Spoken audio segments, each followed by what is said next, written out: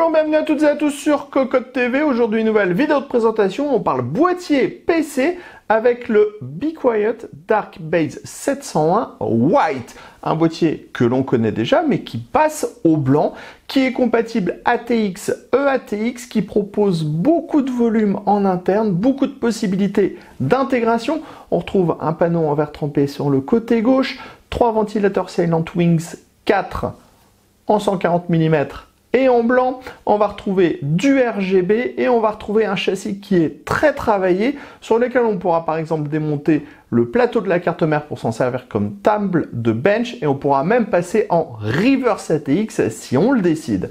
Au niveau du tarif, on sera à 239,90 € pour cette version white. On vous propose d'en faire un tour complet, c'est tout de suite, c'est maintenant, c'est sur Cocotte TV. On commence comme toujours avec les tech specs. On est sur un boîtier compatible ATX, EATX. Au niveau des dimensions, on est sur 565 mm de profondeur sur 249 mm de largeur, 523 mm de hauteur. Le poids est de 12,8 kg. On pourra intégrer de base 2 disques durs, 3 SSD. On a 7 plus 3 slots d'extension. On retrouve 3 ventilateurs Silent Wings 4 en 140 mm de base. On pourra installer un ventirad CPU de 185 mm de hauteur. Et au niveau de la carte graphique, vous aurez 430 mm disponibles. On vous reparle donc de ce 701 que l'on connaît très bien puisqu'on a testé la version noire. On est sur un boîtier Be Quiet qui ressemble à du Be Quiet avec cette face avant ici intégralement en mèche, ultra respirante, avec les ouïes sur le côté à gauche comme à droite. Par contre, on remarque une petite barre ici en plexi dépoli, ce qui veut dire qu'on va avoir du RGB sur la face avant. Cette face avant, elle intègre le petit logo de la marque tout en bas et le panneau de contrôle en haut. Le panneau de contrôle propose les entrées-sorties audio, un USB Type C, 2 USB 3.2. Ensuite, on va avoir le système de gestion de la ventilation qui va être régi selon 3 lois. Ensuite, on va avoir le Power On et enfin, on aura le petit bouton pour gérer le RGB. La face avant est démontable, il suffit de la tirer par le bas. Elle est filtrée avec un filtre de type nylon qui est aimanté, donc amovible, et on pourra démonter la grille avant en retirant les vis à main. Sachez que de base, on retrouve un ventilateur Silent Wings 4 en 140 mm qui est monté sur une grille compatible 3x120 mm ou 3x140 mm. Sur le côté gauche, on retrouve un panneau en verre trempé maintenu avec 2 vis à main à l'arrière. On a des pourtours qui sont peints. Le panneau n'est pas teinté, ce qui veut dire qu'on voit très bien la configuration à l'intérieur du boîtier. Et on notera qu'on retrouve la petite forme ici avec une sorte de petite encoche qui vient faire tout le tour du boîtier et c'est assez réussi. Notez que dans la partie basse, on retrouve des pieds qui sont eux aussi assez travaillés et qui reprennent en fait la forme que l'on va retrouver sur le dessus et le dessous. Sur la droite, on retrouve un panneau en acier qui reprend et propose les mêmes formes que le panneau en verre trempé, et on retrouve également nos 2 pieds dans la partie basse. Les amis, avant de découvrir le reste de notre vidéo, on vous propose un petit peu de réclame pour GVG Mall, notre partenaire pour les clés Windows, un partenaire qui nous soutient depuis plus de 2 ans et on utilise très régulièrement les clés Windows pour nos machines. On utilise aussi les clés Office. Alors, comment ça fonctionne? On vous montre rapidement. Vous allez sur le site GVG Mall. Ici, vous tapez Windows 10. On prend l'exemple de Windows 10. Ensuite, hop, petite vidéo ici qui va vous expliquer comment ça fonctionne. Vous allez faire acheter maintenant sur cette fenêtre où vous allez avoir la licence Windows 10. Vous n'oubliez pas de mettre le code promo CVIP qui vous permet d'avoir la ristourne de Cocotte sur votre clé Windows. Ensuite, vous allez soumettre la commande. Vous allez arriver sur la page de paiement. Sur la page de paiement, vous pouvez le voir, vous avez tous les moyens de paiement qui sont disponibles, que ce soit par de la carte bleue, par PayPal, par tout ce que vous voulez. Vous allez faire payer maintenant. Ensuite, une fois que vous aurez payé votre licence, vous allez avoir à l'intérieur de votre panier votre clé Windows qui va apparaître. Et là, il suffit juste de copier votre clé Windows et de la mettre sur votre produit Windows 10 pour pouvoir tout simplement activer votre Windows et utiliser pleinement votre licence Windows 10. Donc, vous avez vu, 40 secondes à peu près et le tour est joué pour avoir une licence officielle pour votre PC. Sur le dessus, outre le panneau de contrôle à l'avant dont on a déjà parlé, on retrouve une partie en mèche, la même que celle qui est présente à l'avant avec des trous relativement larges.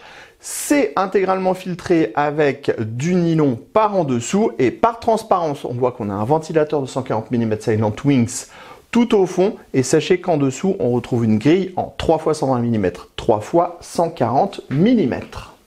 On enchaîne à l'arrière avec les vis à main pour pouvoir démonter le top, les vis à main pour pouvoir démonter les panneaux, les vis à main pour pouvoir démonter la platine et installer l'alimentation.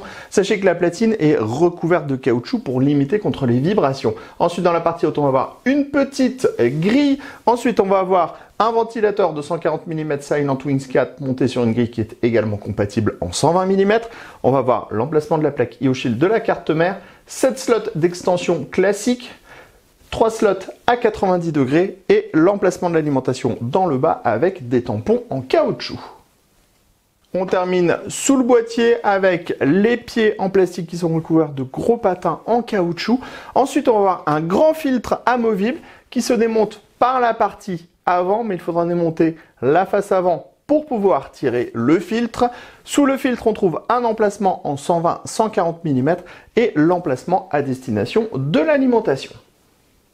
On passe à l'intérieur de notre 701 White. On connaît le châssis qui est compatible ATX, EATX. On va avoir le plateau de la carte mère dans le fond. Il faut savoir que tout le plateau de la carte mère est démontable. On pourra donc l'extraire pour faciliter le montage du boîtier, mais on pourra aussi passer en reverse ATX si on le décide. En fait, on a plein de petites vis un peu partout pour pouvoir désolidariser en gros la partie centrale du boîtier et pour pouvoir la retourner, ce qui est assez intéressant. On a par exemple aussi tous les caches qui sont amovibles, donc on pourra par exemple passer le cache en plastique de l'autre côté pour avoir la même symétrie. Ensuite, au niveau du châssis, large accès backplate, passage dans le haut très grand puisqu'on est sur un plateau de carte mère qui est amovible, passage au centre.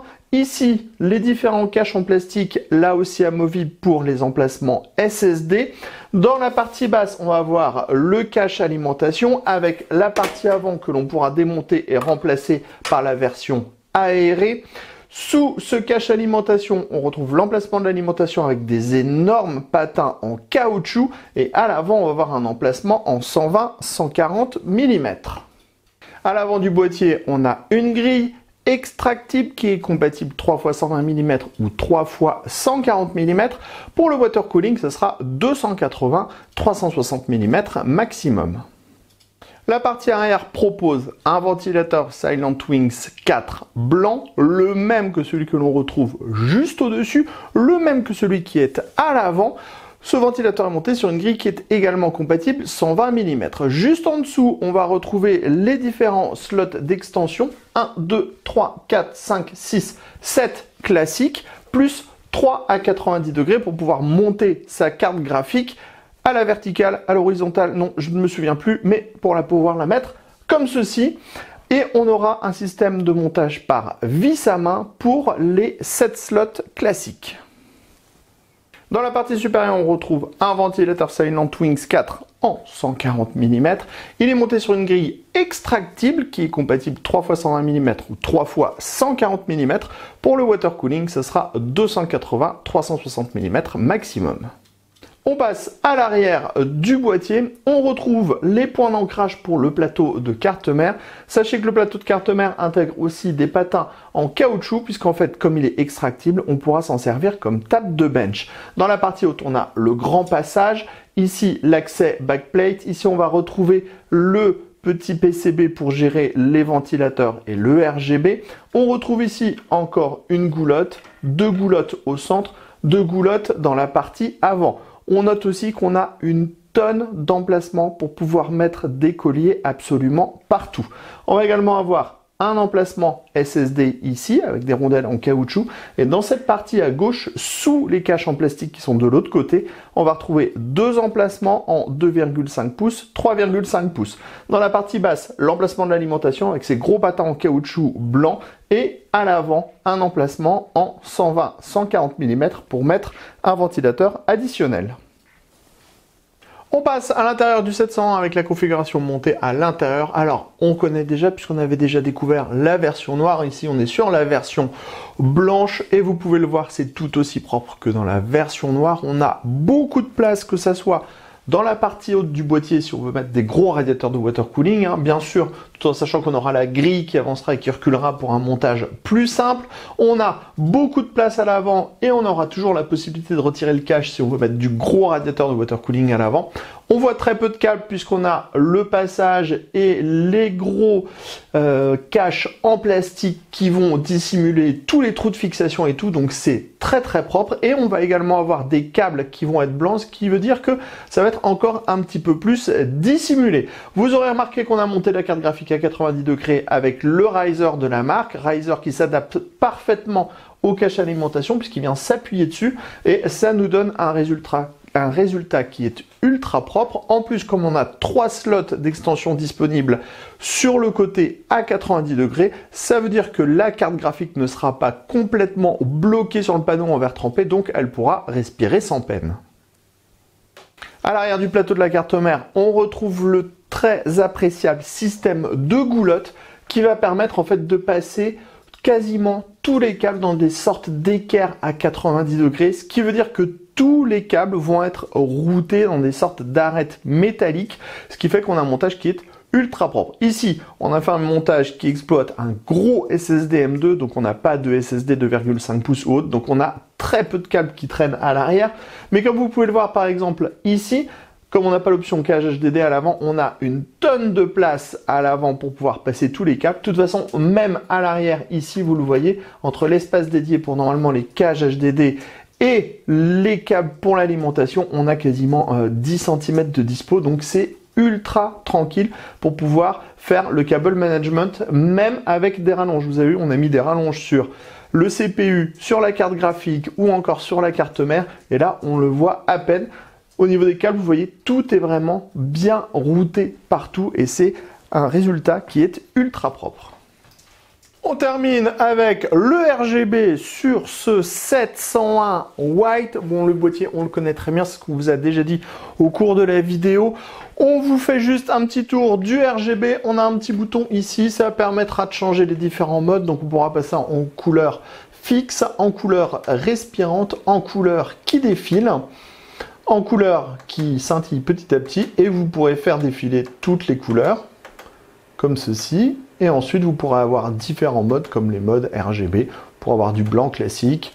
Bref, il y a plein de solutions, donc ça c'est assez sympa, ça permet d'avoir une gestion plutôt rapide, facile et efficace du RGB sur son boîtier. Sur le petit bouton à côté, ça permettra tout simplement de faire varier la ventilation selon les différents modes qui sont proposés. On vous met le lien de l'article complet du 701 en version black qu'on avait testé. Les résultats sont absolument les mêmes puisqu'on a les mêmes ventilateurs Silent Wings 4. Allez, sur ce, rendez-vous très prochainement sur cocoteland.com pour toutes nos news, tous nos articles et sur Cocotte TV pour toutes nos prochaines vidéos. Sur ce, on vous dit à très bientôt.